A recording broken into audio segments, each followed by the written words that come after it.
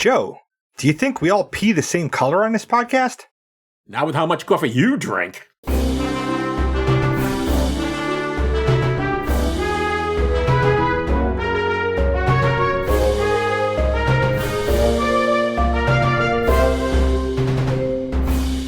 Welcome to Does This Still Work? The podcast looks at movies and asks, does this still work? I'm Joe Dixon.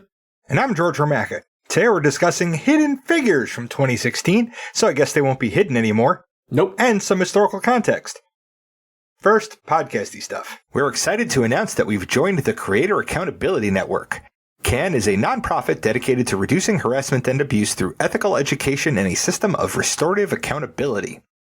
We joined because we care about the safety and well-being of our community members. If you feel our behavior or content has harmed someone, please report it to CAN, either via the reporting form on their website, creatoraccountabilitynetwork.org, or via their hotline at 617-249-4255.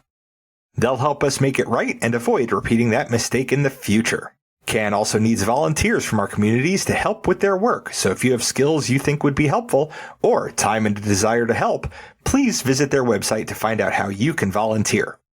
Most importantly, get the word out to other creators who you think would be interested in getting credentialed. Help us build safer communities together. You can reach us at dtswpod@gmail.com, on Facebook, Letterboxd, and on our YouTube channel. Joe is on Blue Sky at joedixon.bsky.social. Please tell your friends about us. Even the ones you're waiting for 2 hours to say bazinga, and they never do. And leave 5-star ratings everywhere. You can pick what we watch and get extra per episode content by funding us on Patreon for as little as $1 a month at patreon.com/dtswpod. Although Jim Parsons is in this film, we're not examining his character, so... No. You're mentioning Bazinga doesn't really matter, because we don't discuss him at all. I mean, we can if you want to bring him up. No, but you just mentioned him, so now it's a complete circle. Interesting. We also, by the way, folks, speaking of Can, I think it's still up, right? Our acting performances. You can see the show. You can see it. Yeah. We have a show where we perform for Can. It's called Monster. Check it out. It should still be up. And we're brilliant in it. Everyone is brilliant in it, but me more so than everyone else. So, yes, of course. We'll drop a link in the show notes. That'd be nice. Okay, George, take us back to 2016. Do I have to? Yeah, I'm afraid so. Okay.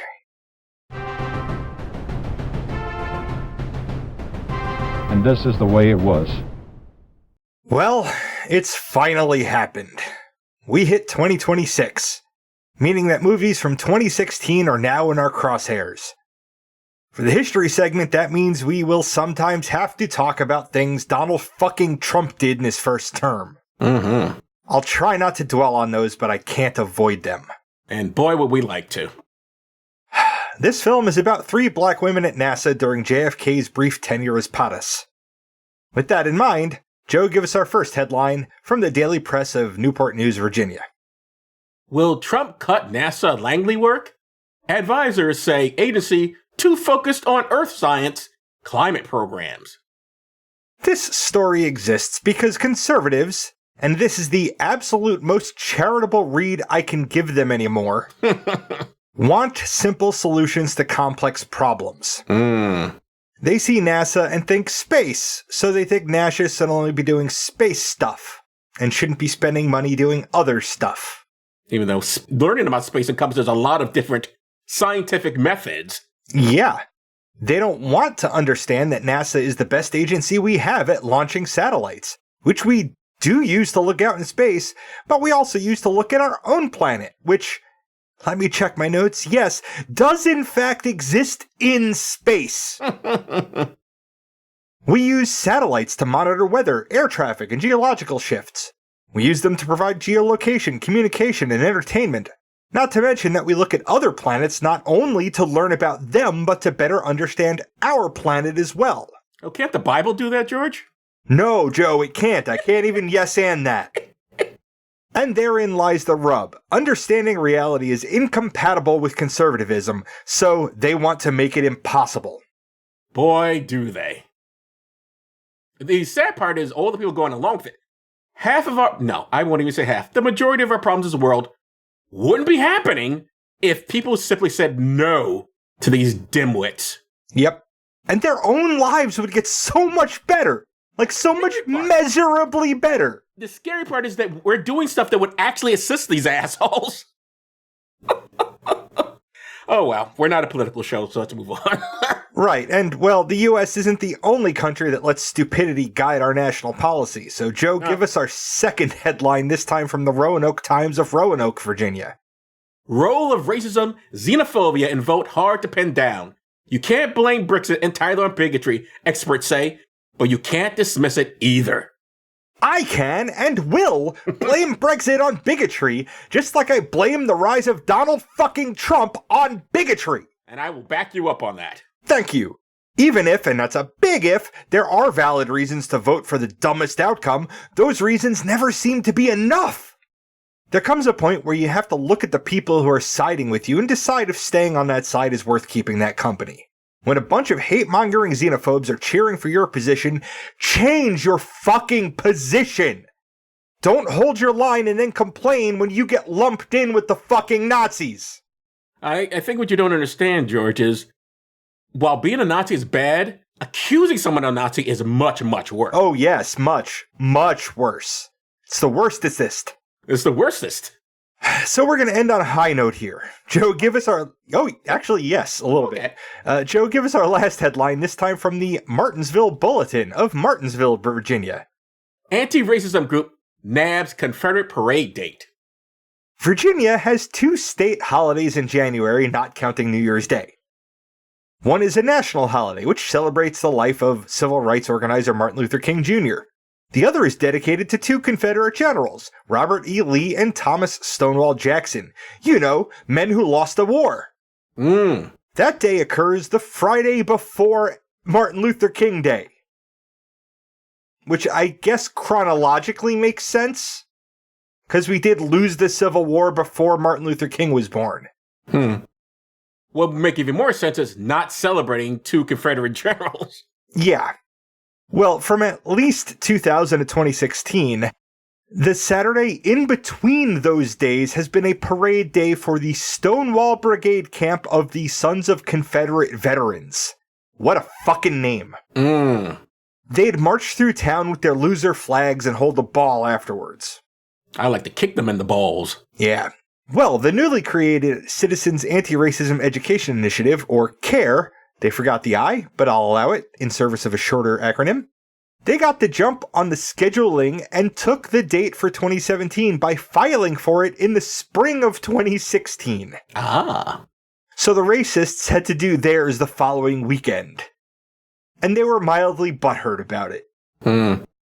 CARE was formed to protest the distribution of KKK leaflets and held vigils for the Pulse nightclub shootings and killings at the Emmanuel African Methodist Episcopal Church in Charleston, South Carolina. I do want to correct you slightly on when you said they were only slightly butthurt. These people never do slightly butthurt. It's always, hey, anything's bad, everyone's against me, wah, wah, wah. These big alpha males are the biggest bitches you ever did see in your life. I would love to agree with that, but I can't for the sake of this particular article. The member who usually handles bookings for the Confederate group, this was his quote on it. I think it was kind of underhanded the way they slipped it in like that. I can't say that's terribly butthurt. That's a pretty mild butthurt. I'm sure if you went online, you'd hear them do nothing but bitch and moan. Well, that, and they just rescheduled for the following Saturday. Oh, even so. Yeah, I mean, this is just the world we live in, and it's only gotten worse within the last 10 years. Yep. All right, let's talk about Hidden Figures. Let's do that. Okay, this film was directed by Theodore Melfi. Not Dr. Melfi like in Sopranos, it's just Theodore Melfi. Never watched it. Never watched it either, but I know that reference. I do know that. But I have also not watched The Sopranos. This is written by Alison Schroeder and Margaret Lee Shetterly. One of those, I believe, was black. I don't think either was, actually. I think Margaret actually was. Maybe Margaret was? Okay. Don't know. There's no picture of her, so I wasn't sure. On IMDb, which I'm going to now do the blurbs of. IMDb says, 3 female African-American mathematicians play a pivotal role in astronaut John Glenn's launch into orbit while dealing with racial and gender discrimination. Okay. Yeah. YouTube says, the incredible untold story of Katherine Johnson, Dorothy Vaughan, and Mary Jackson. Brilliant African-American women working at NASA who served as the brains behind one of the greatest operations in history, the launch of astronaut John Glenn into orbit. This stunning achievement galvanized the world and inspired generations to dream big. It's a bit of an overstatement, but okay. Okay, yeah. So let's get into the characters we will be discussing on this podcast episode. As mentioned, Katherine G. Johnson, and she is played by Taraji P. Henson. And for the podcast, we've seen her in Hustle and Flow, and I've seen her in Top 5. And I've seen her in The Karate Kid, the 2010 version with Will Smith's kid. Dorothy Vaughan is played by Octavia Spencer. Both George and I have seen her in Snowpiercer, and I've seen her in Ma, Loose, The Shape of Water, Being John Malkovich, the 2002 version of Spider-Man, and Bad Santa. Mary Jackson is played by Janelle Monáe. Both George and I have seen her in Glass Onion, and I've seen her in Moonlight and Harriet. And I've seen her in the music video for We Are Young by Fun, which weirdly wasn't in her credits on IMDb. Oh, okay. Colonel Jim Johnson is played by Mahershala Ali, and I heard his voice in Spider-Man Across the Spider-Verse, and I've also heard his voice in Eternals. He was going to be the new Blade, but I don't know if they're ever going to put that episode out, that movie out. And I've also seen him in Green Book. And I've seen him in The Hunger Games Mockingjay Parts 1 and 2. Al Harrison is played by Kevin Costner. And for this podcast, we've seen him in Dance with Wolves and The Bodyguard. And I've seen him in Batman vs. Superman, Dawn of Justice, JFK, Bull Durham, No Way Out, The Untouchables, Silverado, and The Big Chill. Although, some of you may wonder, like, wait a minute, he was in The Big Chill? Yeah, he's the dead body. You don't really see his face. And I've seen him in Robin Hood, Prince of Thieves, Wyatt Earp, Waterworld, and Man of Steel. John Glenn is played by Glenn Powell. And for the podcast, we've seen him in Top Gun Maverick. And you're about to say, wait a minute, it is on a more recent picture. It is, but that was a special episode we did for the patrons. Yep. Both George and I have seen him in The Dark Knight Rises. And I recently saw him in Hitman and The Running Man, the 2025 version. And I've seen him in Twisters. And spoiler for Top Gun Maverick, if you've seen Star Wars Episode 4, A New Hope, you've seen Top Gun Maverick. Yes, you totally have. The interesting thing about Glenn Powell, though, is that first of all, I forgot that he was in this picture. I totally forgot. Oh, this is the first thing I've probably seen him in. I had no idea. Well, no, he was in Top Gun. I guess Top Gun Maverick's actually the first thing I saw him in. Anyway, I forgot he was in this picture. He's trying to have a new career. Not a new career. He's trying to be a star, movie star. And so far, it hasn't really worked out for him. The Running Man was pretty bad. But maybe better luck next time. Hitman is good, though. He's got to star in more movies with man in it, I guess. I guess so. So let's get into the summary. It's the early 1960s, and 3 black women are working for NASA during the early days of the space race.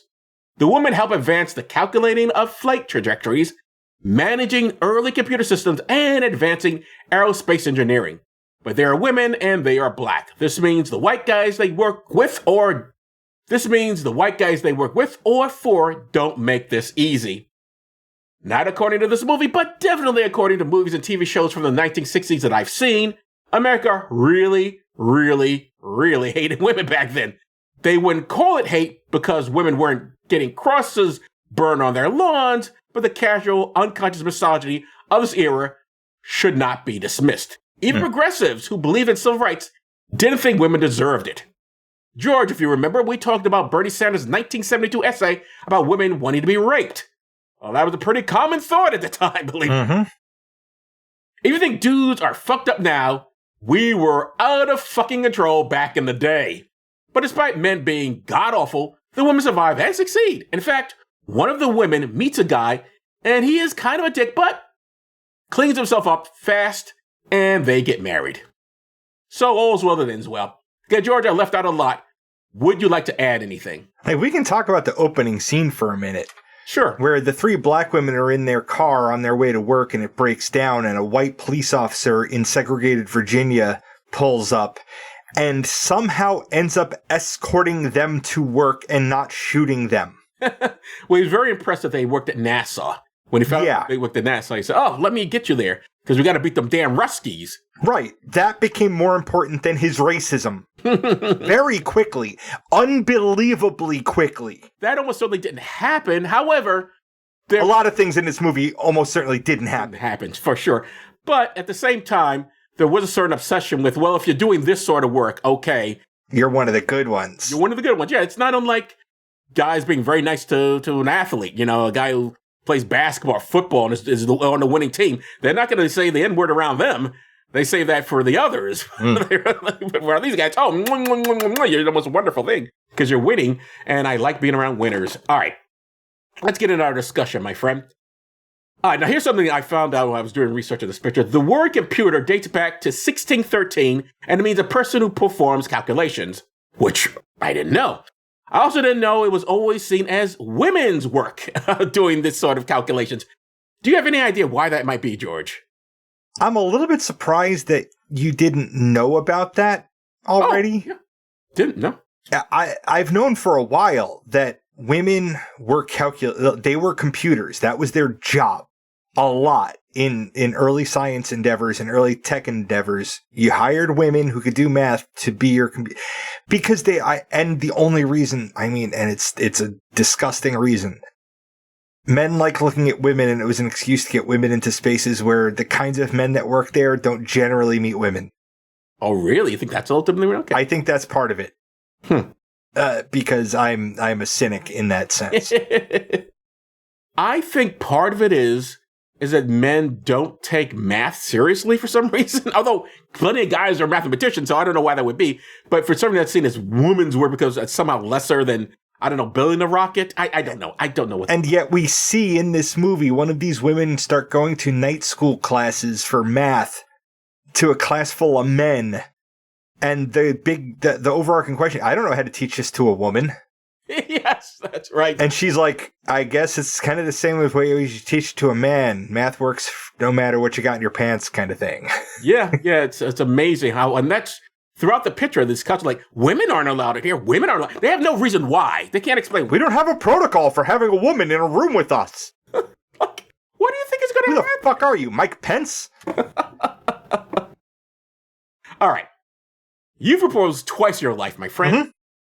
Do you approve of the way the guy proposes in this movie? And set it up for people who may not have seen it. All right, so this guy is courting Catherine through the entire movie. And Catherine has 3 kids from a dead husband. So he didn't leave. He wasn't a bad guy. He died. And the way he proposes is everybody but Catherine knows it's happening. She comes home from work. Dinner is made. Her mother is there. The kids are there. Everybody's excited. And she sees the ring box on the table. So things that had to happen were he had to get permission of everybody in her life in order to ask to marry her. And everybody said, yes, you're okay to marry my mom or daughter, whoever he was asking.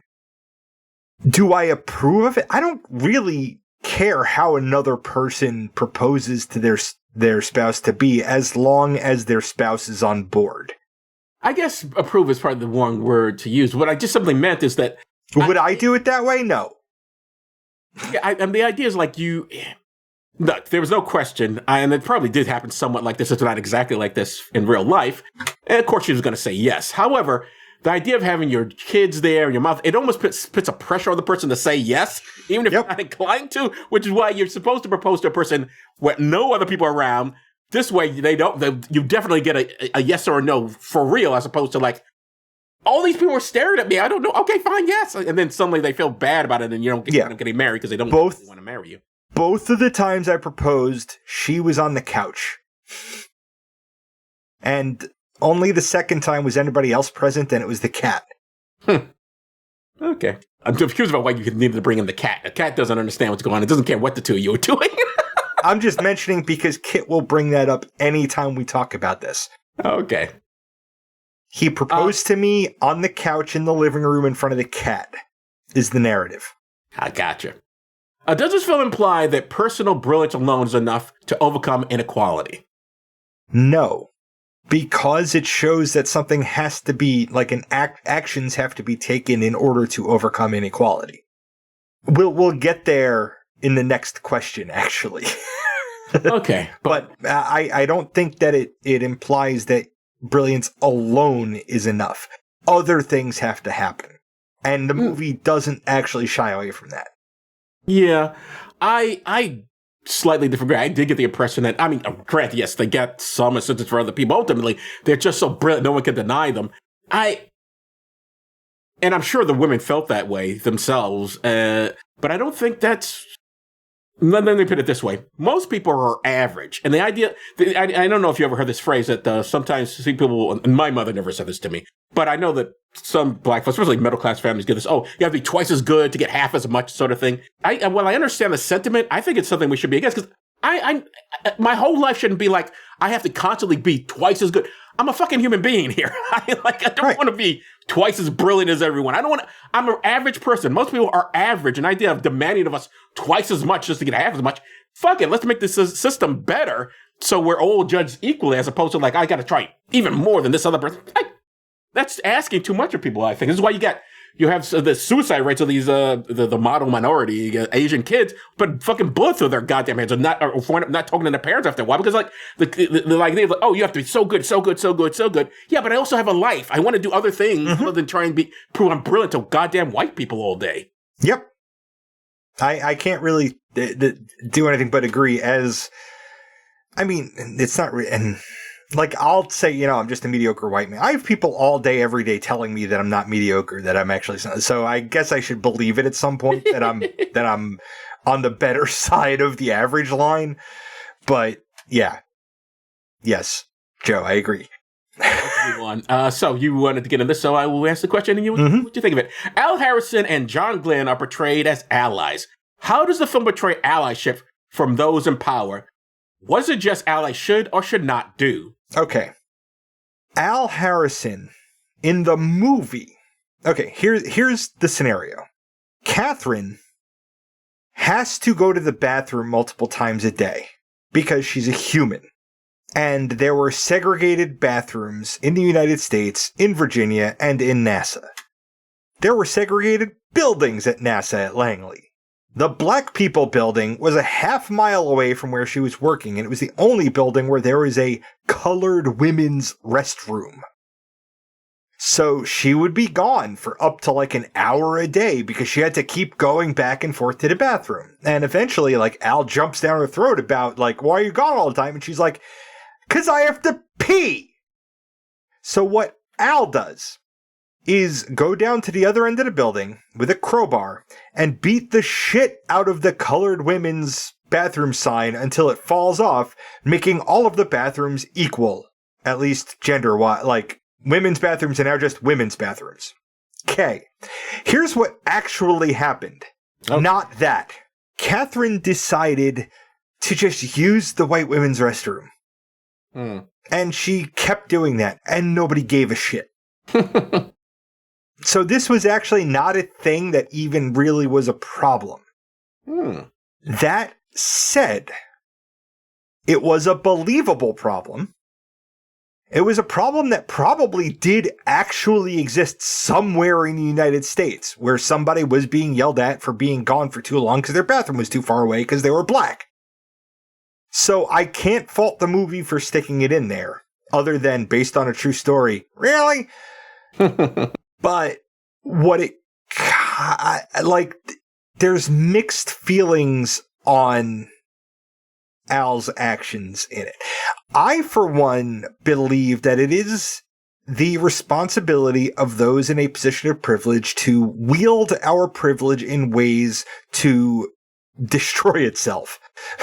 To basically remove that privilege so that people who don't have it can move, right? So it made Al Harrison out to be a kind of white savior. To a situation that actually was solved by the black woman herself, just walking through a barrier and nobody giving a shit. John Glenn is, at least in the movie, I have no idea how he was as a person, but in the movie, he is the definition of a nice white guy that doesn't see color. Like, he sees Catherine as being a brilliant mathematician, and that's what matters to him about her. It doesn't matter that she's a woman. It doesn't matter that she's black. It matters that she's really, really, really good at math, and he trusts his life to her for that. That, I think, as far as somebody a white guy in the 60s, if that's how he was, fuck. He's one of the better white people in the 60s. Yeah, I don't know. I know of John Glenn. I know he was in the Senate and everything from Ohio. But yeah, I really don't know beyond that how much of this is true. In terms of betrayal, although he doesn't really do much, I don't think both of these men, I think the real problem is none of them, and to be fair to John Glenn, he's just an astronaut. I mean, he's not running anything. He's basically working for these people. But Al Harris is in charge. He really should ask his employees, what can I do to make your job easier so things can move smoothly and we can get our goals met? As opposed to him just like, I don't know if she goes to the bathroom. I don't know where she's at. Motherfucker, ask. He should have really, and he knows she's the only woman there, let alone the only black woman. It really was incumbent upon him to go like, okay, what can we do? Is there anything I can do to assist you? Is there any problem? Let me know if anybody here treats you any sort of different, like that whole thing with the coffee. If you remember in the picture, they put up a colored for the coffee so she wouldn't drink on the one urn that nobody else wanted to touch. Yeah, and he should have went. And the thing is, he did. Like when she did the spiel about having to pee and walked out, she cited that. He walked over and took the label off of it. Like, yeah, after she brought to his attention. He should have already been aware. Right. The thing isn't hidden. He should have seen that there. Go like, what the fuck is this? What are you guys doing? This is your coworker. We are working on a project together. All of us have to work together. This is not it. Do not do that. Don't do that again. I think my big overarching take on it is that it shows white people clearing the lowest possible bar to being an ally. Agreed. I agree with that. And so John Glenn, you really can't say anything random. Like I said, he doesn't really necessarily know what's going on. So he asked for her, but you're right. He doesn't seem to have a problem that she's a black, she's a woman. He doesn't care. He likes that she knows the math stuff and a lot. If you remember the scene that convinced him of it is she has the answers to stuff, whereas the other guys didn't. She's like, naturally he's going to like, okay, she seems to know what's going on here. I'm going up in this rocket ship. I would like to come back. If you guys don't know what's going on, I'm listening to her because she clearly has an idea what's happening. Mm-hmm. Okay. In what ways does the film show how Catherine, Dorothy, and Mary were essential to NASA's success, yet denied recognition? And where do you see similar hidden figures today? The movie shows the movie, and that's how it shows how they're hidden figures. Like, it shows title cards at the end of the movie explaining how influential they actually were and what NASA retroactively did to honor them by naming buildings and such. Yeah. Where do I see similar hidden figures today?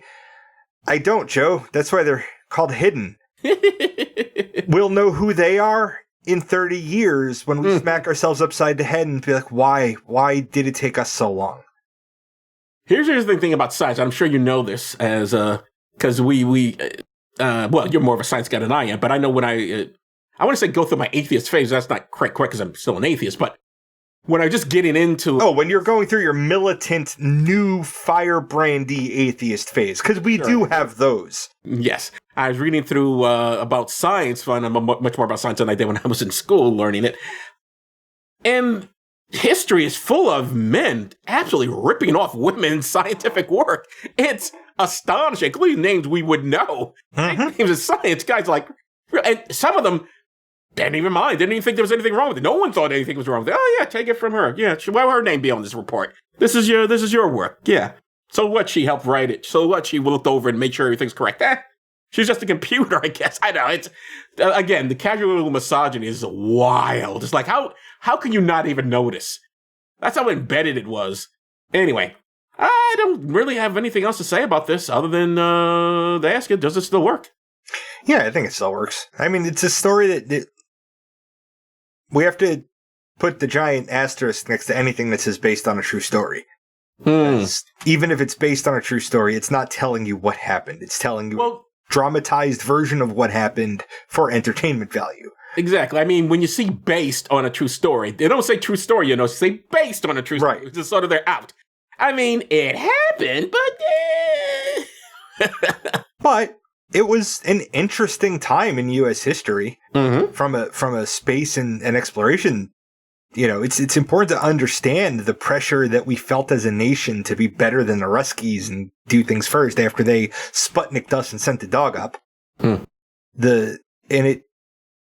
It doesn't shy away from the racial and gender issues of the time. Like, I don't know if it handles it as well as it should have, or honestly, but it doesn't not handle them. And that's more than a lot of movies manage. So I'm going to say it works. Yeah, I think it works as well. This is outside the scope of the film, but it is interesting how much more united, I guess, the country was when we had the Russians to hate, as opposed to today. When you have a common identifiable enemy that everybody believes is the enemy, it's really easy to get behind it. We were super duper united after September 11th, too. Yeah, true. And it really is sad that the only reason we were interested in the space race, and only interested in space and science and mathematics, is just to beat the Russians. And as soon as we went to the moon, this country just forgot all about it. Who cares about that stuff now? We beat the Russians and just moved on. It's like, don't you want exploration? Don't you want to? No. I just care about beating the Russians. Once that's done, I don't give a damn. Like, this is pathetic. It's sad, really. I mean, JFK gave a really good fucking speech. We do not do these things because they are easy. We do them because they are hard. Like, I really wish the country took that. Like, I wish the founding fathers had wrote that into the fucking Constitution. Don't look for simple solutions to complex problems. Things are hard. Do the hard things. It's worth it. Yeah. Thing is, he said that, then he got assassinated, and then people were like, we forgot all about that, too. All right, George, what's up next? Next week, we will be talking about, presumably, a very different movie, Dazed and Confused from 1993. Well, you put it that way, so I assume you haven't actually seen this. I have not, and I feel like I should have. I've heard that title enough times, and I'm like, this is probably something I should have watched at some point in my life. Well, I can join you in that. I've never seen it. It's also a title I've heard plenty of times before, but I've never seen this picture. Right. I have a vague idea what it's about. I guess it's about high school students in Texas or something. Some shit like that, yep. And presumably with the name Dazed and Confused, they're like marijuana or something. I don't know. I mean, teenagers don't really need drugs to be dazed and confused. Yeah, that's fair. That is fair. All right, so I guess that's this episode. I'm Joe Dixon. Thanks for listening. And I'm George Romaka. Thanks for listening indeed, because if a podcast drops and there's nobody around to hear it, it's just another collection of ones and zeros that doesn't matter. You've been listening to Does This Still Work? Produced by Joe Dixon and George Romaka. This content is CAN credentialed, which means you can report instances of harassment, abuse, or other harm on their hotline at 617-249-4255 or on their website at creatoraccountabilitynetwork.org. The hosts can be reached via social media, email, or the contact page at dtswpod.com. Be good to yourself and others, because that still works.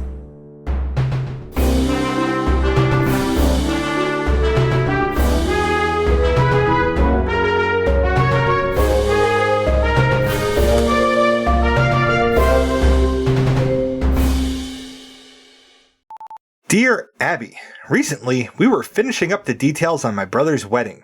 He's marrying a wedding planner. Wayne and Wanda. I started dating Bill last spring. From Dan Savage's column, Savage Love. My husband and I have been married for 16 years. We have been polyamorous for the last 5 years. I have to say, besides the casual misogyny and all this sort of stuff, oh God, now I forgot my point. Don't you hate when that happens? God damn it.